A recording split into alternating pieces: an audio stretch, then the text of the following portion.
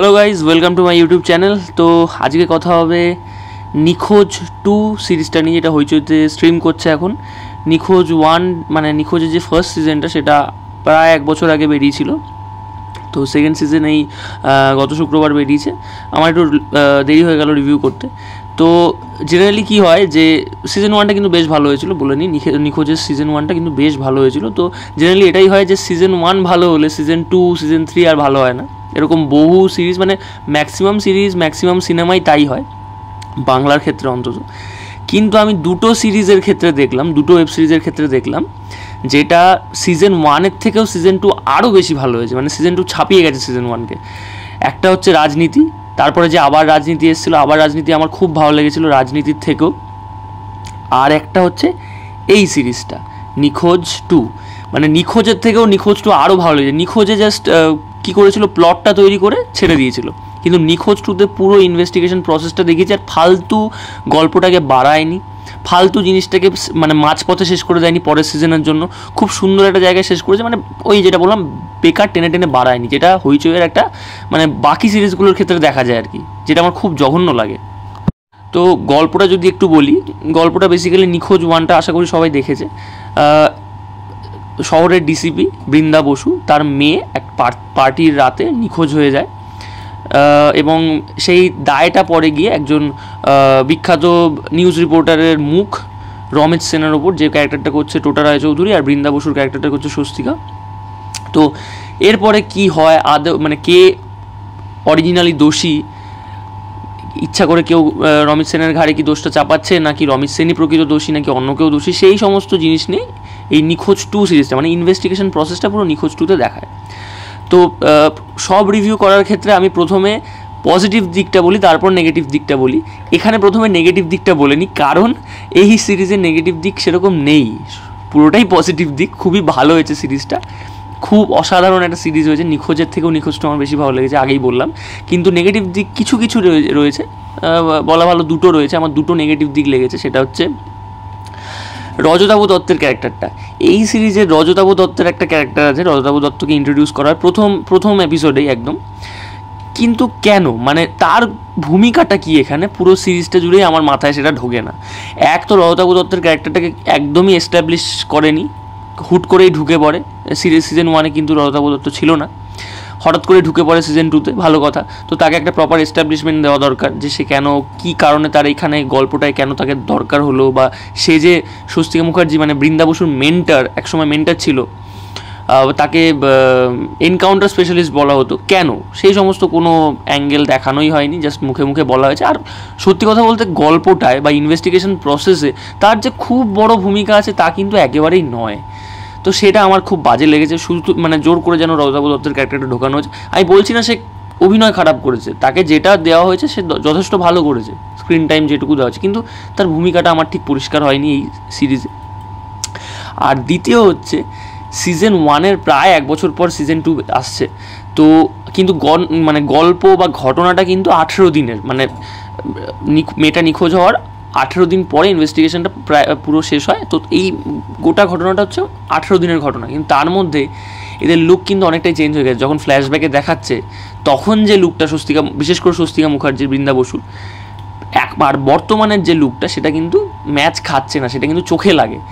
এমন নয় যে চোখে লাগে না, চোখে না লাগলেও ব্যাপারটাকে ছেড়ে দেওয়া যেত, কিন্তু যখন ফ্ল্যাশব্যাকটা দেখাচ্ছে আর তারপরে যখন প্রেজেন্ট টাইমটা দেখাচ্ছে, সেটা কিন্তু চোখে লাগছে কিছু কিছু জায়গায় বিশেষ করে। তো যাই হোক, এই দুটোই মেইনলি আমার নেগেটিভ পয়েন্ট লেগেছে। আরও কিছু কিছু ড্রব্যাক তো আছেই, তবে সেটা অত বেশি নয় যেটা বলার মতো। এই দুটোই মেন আমার বলার মতো লেগেছিলো। এবার পজিটিভ দিকে আসি। পজিটিভ দিক হচ্ছে, এই প্রথমে যেটা বললাম, গল্পটাকে ফালতু বাড়ায়নি, খুব কম্প্যাক্ট একটা সিরিজ। প্রথম থেকেই একদম প্লট ওয়াইজ জিনিস, ঘটনা সমস্ত কিছু ঘটেছে, কোনো ফালতু ঘটনা নেই। হ্যাঁ, একটা সিন আছে থানায়, যে মানে বৃন্দা বসু গেছে, তো যাবতীয় আরও অনেক কেস এসছে, একটা স্কুটার চুরির ঘটনা এসছে, কারোর জাল চুরি হয়ে গেছে, মাছ ধরার জাল। তো সেই সমস্ত ঘটনাগুলো প্রথমে কিন্তু মানে অনাবশ্যক বা অপ্রাসঙ্গিক লাগলেও পরে পুরো সিরিজটার শেষে গিয়ে কিন্তু একদম মানে প্রত্যেকটা ঘটনার সাথে প্রত্যেকটা ঘটনার লিঙ্ক রয়েছে, যে জিনিসটা কিন্তু আমার খুব ভালো লেগেছে, মানে কোনো বাড়তি ঘটনা দেখায়নি। দ্বিতীয় হচ্ছে মানে মেইন যে দুজন স্বস্তিকা মুখার্জি অ্যাজ বৃন্দা বসু এবং টোটা রায়চৌধুরী অ্যাজ রমিত সেন, তাদের যে অভিনয় অসাধারণ, মানে তারাই যেন টেনে নিয়েছে গল্পটাকে, মানে গল্পটা অ্যাজ সাচ ইটসেলফ খুব ভালো, তার সাথেও এদের অভিনয় মানে বাড়তি পাওনা, যেন দুজনে মানে ফাটিয়ে অভিনয় করেছে, একজন আরেকজনকে যেন মানে টক্কর দিচ্ছে আর কি। যখন দুজন স্ক্রিনে থাকছে আর কোনো দিকে মন যাবে না, এরকম একটা ব্যাপার। আর পুরো মানে এপিসোডটা জুড়ে, পুরো এই সিজনটা জুড়ে পুরো থ্রিলটাকে ধরে রাখতে পেরেছে। ওই যেটা বললাম, কোনোভাবে বোর হওয়ার কোনো জায়গা নেই, প্রথম থেকে একদম প্লটে ঢুকে গিয়ে পুরো থ্রিলটাকে প্রথম থেকে বজায় রেখেছে। এমন নয় যে প্রথম থেকে বাড়তি ঘটনা দেখিয়ে লাস্ট দুটো এপিসোডে গিয়ে, যেটা হয় জেনারেলি হইচই সিরিজের ম্যাক্সিমাম, লাস্ট দুটো এপিসোডে গিয়ে হুড় করে সব ঘটনা বলে দেয়, তা কিন্তু এখানে হয়নি। প্রত্যেকটা ঘটনা এখানে ইম্পর্টেন্ট, প্রত্যেকটা এপিসোড এখানে ইম্পর্টেন্ট।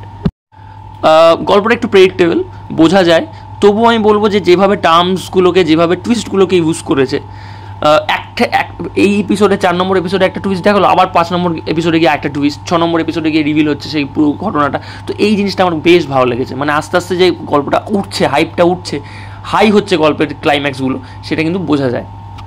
এছাড়া এখানে যে ইমোশনাল দিকটা দেখানো হয়েছে বৃন্দা বসুর, আর স্বস্তিকা মুখার্জি এত ভালো করেছে, মানে নাটসেল যেটা বলে একদম, মানে বাইরেটা একদম কঠিন আর ভেতরটা নরম।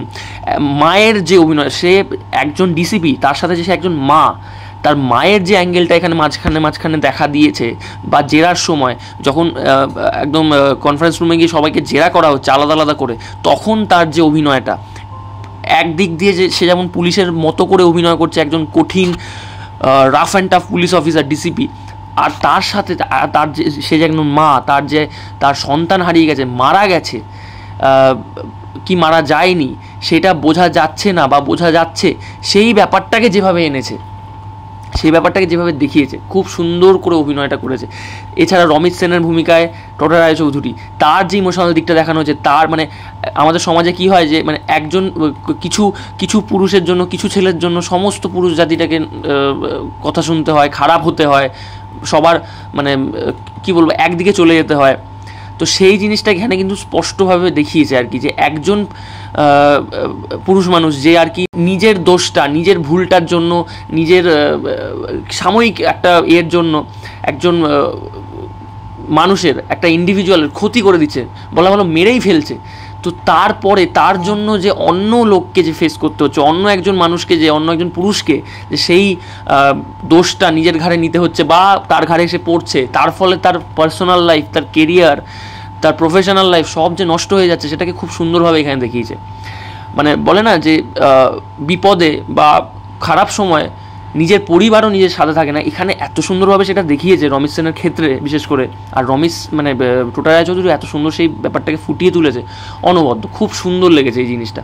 মানে ইমোশনাল দিক প্লাস এই রাফ অ্যান্ড টাফ যে ব্যাপারটা, সেই জিনিসগুলো, কিছু এখানে চেজিং সিন আছে, সেই জিনিসগুলো এখানে খুব সুন্দর দেখিয়েছে, কিছু হালকা অ্যাকশন রয়েছে সেগুলো ভালো দেখিয়েছে, ক্যামেরার কাজ খুব ভালো, কিছু মানে এক্সট্রা ড্রোন শট ইউজ করেনি, যেখানে যেখানে ড্রোন শট দরকার সেখানে ড্রোন শট ইউজ করেছে, লাইট খুব ভালো, লাইটের কাজ খুব ভালো, যখন ক্লাইম্যাক্সটা দেখাচ্ছে মানে যখন রিভিল হচ্ছে তখন একটু হালকা ডিম লাইটে কি সুন্দর করে সেটাকে দেখিয়েছে, বেশি ব্রাইট প্যালেট ইউজ করেনি, খুব সুন্দর, ওভারঅল কাজটা অসাধারণ হয়েছে।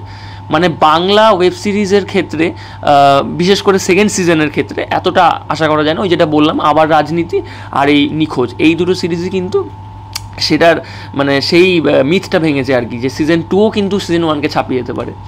তো আশা করি সবাই দেখেছেন সিরিজটা, যদি না দেখে থাকেন অবশ্যই দেখুন, গিয়ে নিখোঁজ 1 দেখুন, নিখোঁজ 2 দেখুন, দুটোই খুব ভালো হয়েছে।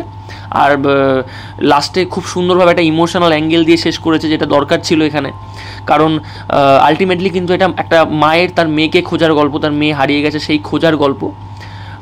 পুলিশি ইনভেস্টিগেশন তো এগুলো তো আমরা অনেক দেখেছি, ইনভেস্টিগেশন প্রসেস হয়তো এত মানে ভালো থাকে না, খুবই ক্লিশে লাগে, কিন্তু এখানে কিন্তু খুব সুন্দরভাবে সেটা দেখিয়েছে, বাট একটা ইমোশনাল অ্যাঙ্গেল দিয়ে শেষ করেছে, এটাই খুব ভালো লাগলো দেখে। তো এই ছিল আমার রিভিউ, অবশ্যই গিয়ে নিখোঁজ 2 দেখুন, এবং আমার রিভিউটা ভালো লাগলে ভিডিওটা লাইক করে দেবেন, চ্যানেলটা সাবস্ক্রাইব করে দেবেন। আর আমি সিজন 1-এর রিভিউ করেছিলাম ওই 1 বছর আগে, সেই সিজন 1-এর লিঙ্কটা, রিভিউর লিঙ্কটা আমি ডিসক্রিপশনে দিয়ে দেবো। তো আজকের মতো টাটা, বাই বাই।